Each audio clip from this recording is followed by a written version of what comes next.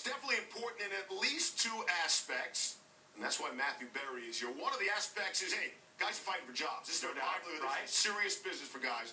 And the other is, it's almost fantasy draft time, and that's why you're here, right? Serious business. We're not fooling around. Let's talk. I mentioned Steven Jackson.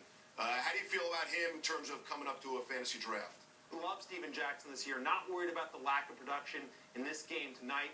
6 of the first 10 plays they ran, Steven Jackson touched the ball. He's going to be heavily involved in a high-octane offense over the last 3 years.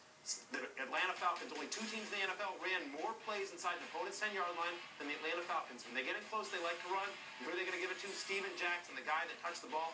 Caught a ball here. He's not coming off the field on third down the way Michael Turner did, who was a top 20 fantasy back for me. Steven Jackson, a top 12 fantasy running back this year. Of course, he's never played on a winning team. So you said don't draw too much from tonight's game for him. Dane Zanzenbacher, where would you draft him after? Well, I'd like to draft him first overall in the fantasy draft. Well, you can be in my league, Zach. It's a great story, and let's see. But I think there's a lot of competition there in Cincinnati. Hold your horses on Zanzenbacher. But I will say Giovanni Bernard I thought was interesting. He's a guy going in the 11th round. He's a guy that I think he's going to be involved in the pass game. I like they gave him a goal line carry that he converted. So he's a guy that I think is kind of a sleeper. Gruden had a good time with Zanzenbacher. Yes, he did. He knows it when he speaks. Matthew's book entitled Fantasy Life, currently on the New York Times bestseller list. I expect a signed copy on my desk after the show. Done and done. Matthew will be back a bunch of times over the next couple hours with all of your fantasy football advice.